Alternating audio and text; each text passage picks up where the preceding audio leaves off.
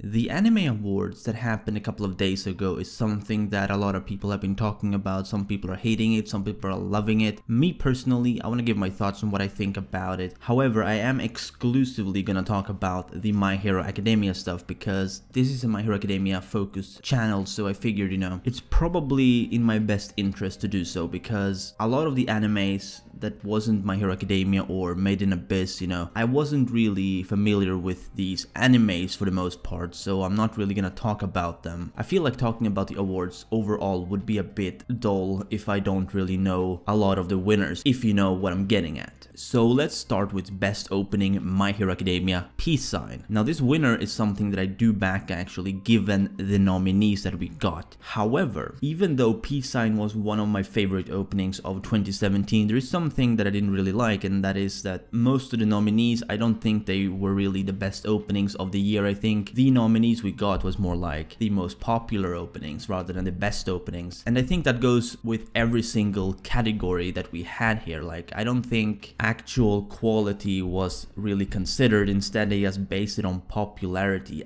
That is what people vote, and people typically don't really vote what they think is the best, but instead they vote on their favorite series, which isn't really right. It's the wrong way to go about things, because that way the winners will not really be based on how good they were, but rather how popular they were as a series rather than anything else. And as I said, Peace Sign is something that I really didn't mind winning because it was a great opening. However, one of the openings that I really wanted to see in the nominees was actually Uni Tyson's opening. While the series was kind of mediocre at best, it was not anything spectacular, its opening was absolutely phenomenal. It wasn't really your typical hype opening. It had a very unique style to it. Something that, it's not the first thing that's happened or anything, that's not what I'm saying, but it's something that you don't typically get. It's a much less popular style of having as an opening in a sense. But apart from that, I didn't really have a problem with Peace Sign being the winner. As I said, out of the nominees that we got, Peace Sign was definitely worthy of the winner, I'd say. But then we have Best Animation, where My Hero Academia Season 2 won. Now this is something I absolutely do not agree with. And yes, I do love the way that Studio Bones is doing My Hero Academia. Don't get me wrong, I'm absolutely not saying that My Hero Academia Season 2 had bad animation. I'm just saying there were animes with better animation. For instance, one series in particular that I think had much better animation than My Hero Academia was Ancient Magus Bride. Now, I don't remember if that series was a nominee or not, but that series in particular should have won, because animation-wise, I don't think I've seen anything like it this year. It's not like the best of the best, but it's definitely way up there. Another series that could have won was Made in Abyss. Made in Abyss did get some awards, but they didn't get animation, which I think was actually quite surprising as well, especially given that My Hero Academia won, whereas either Made in Abyss or Ancient Magus Bride should have been the winner clearly, seeing as they were, from the animes that I've seen at least, I can only really judge it on series that I've seen, of course, they had by far the best animation. Now, moving on to Best Boy, Todoroki. Now, a lot of people may not be aware of this, but I absolutely hate Todoroki as a character. Not in the sense that he's badly written, but in the sense that I don't like him. Like, he doesn't appeal to me personally. And despite that, I think Todoroki kinda deserved his win, for seeing as it is based on My Hero Academia Season 2, and the reason why I think he deserved this win is because he is simply not going to be very focused on for a very long time in the anime now. Like, he's not gonna be a big deal until the Provisional Hero License exam, in which he will probably have some relevance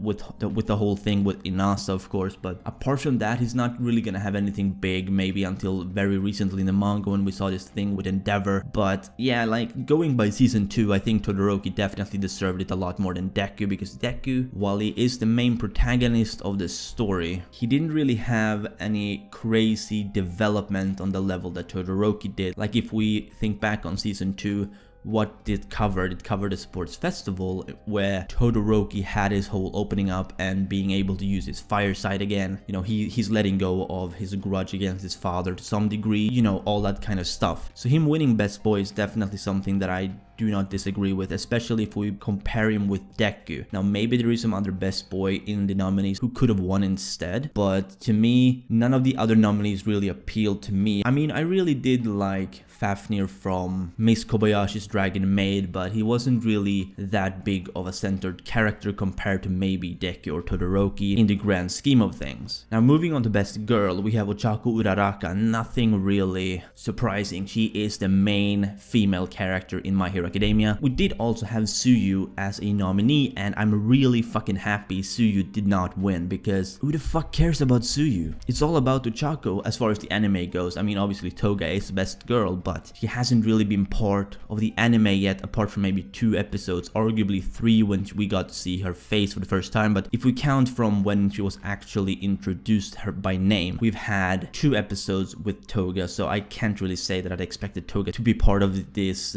category in the first place. So based on the My Hero Academia characters we got, I would absolutely say I agree with Ochako Uraraka winning this, because she had a really great moment in the anime season 2, which was when she was fighting Bakugo, which is one of my favorite fights to date in My Hero Academia.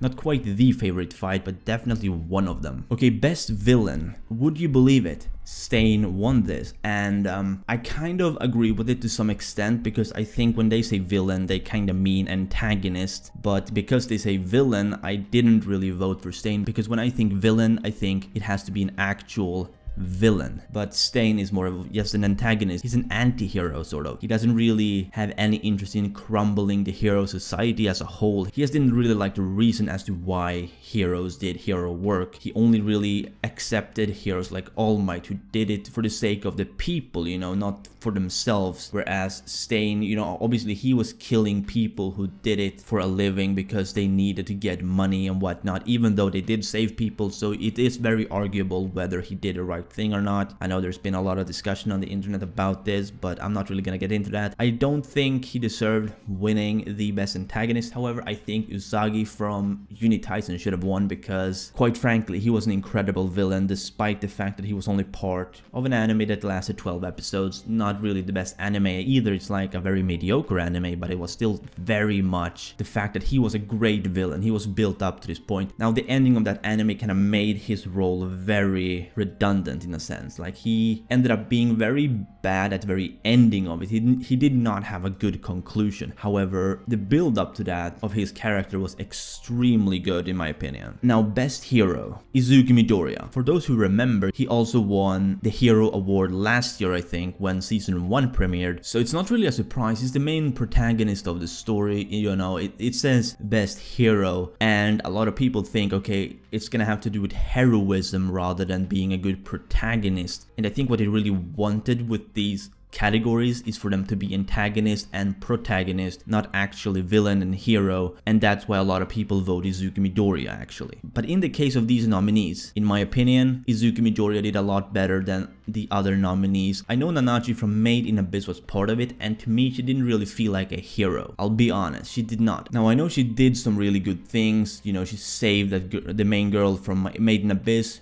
who I cannot remember the name of now because it was a long time I watched that anime now. But I can see why she's nominated as a hero in a sense, but at the same time I feel like still Izuku Midoriya being part of a hero anime, he definitely earned this a lot more. He definitely did his share in season 2 as well, the way he fought Stain to protect Ida and that pro hero and all this kind of stuff, you know. Obviously you could argue that he's not worthy of this title, but I think it's okay. Best action went to My Hero Academia season 2 as well. And I don't really know about this one because yes, we had some interesting action going on in My Hero Academia season 2, like we had a Deku versus Todoroki fight, the Ochako versus Bakugo fight, we had the Stain fight, but at the same time there were probably some animes who could have delivered much better action. Not saying Dragon Ball Super, because I mean, even though it may have better action, I don't really know. I don't watch Dragon Ball Super because it's fucking trash, but I'm sure that anime can provide some good action from time to time.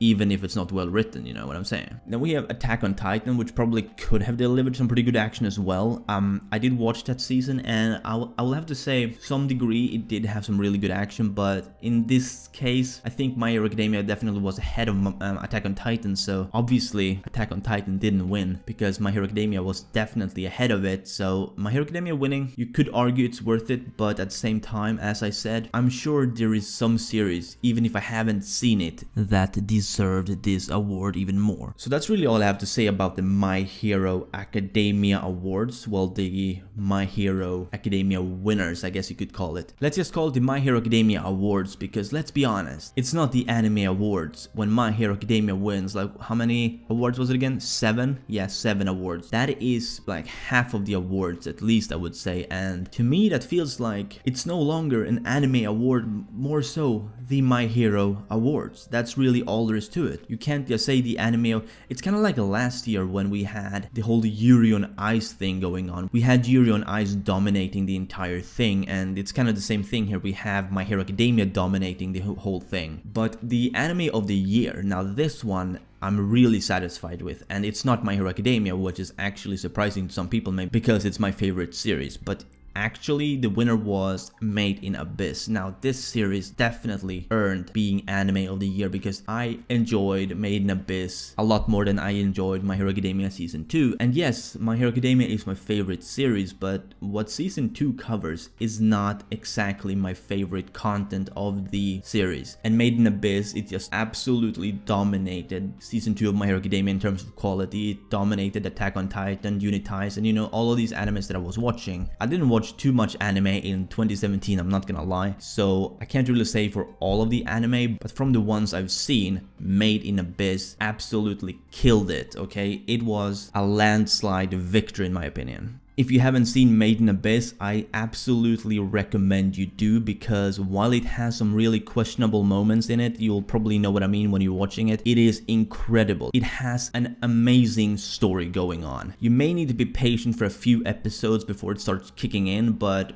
once you get to that point where it just gets really good, you're just not going to regret having endured maybe those first 3 episodes before it gets really wild, or 4 episodes. I don't really remember when it kicks in properly, but then when you get like to episode 10 to 13, that is when things get absolutely spicy, okay? You're gonna want to watch this anime as long as you can take some blood, because I'm gonna be honest, it has some gore. Well, it's not really gore. You have a few moments that could be, you know, very triggering for some sensitive people. So if you're very weak to blood and blood mixed with children, might want to be careful, but if that's not a problem, I absolutely recommend you watch this anime, because it is just out of this world. Anyway, that's really all I had to say about these anime awards. So I really want to know what you think, if you have seen the results of the anime awards. Like, do you agree with me on what I said about My Hero Academia, or do you think My Hero Academia earned everything correctly? Like, do you think My Hero Academia should have won what they won, or do you think they should have in fact not have won, you know, as much as they actually did? Because to me, as I said, I feel like My Hero Academia, the anime at least, was overhyped this year,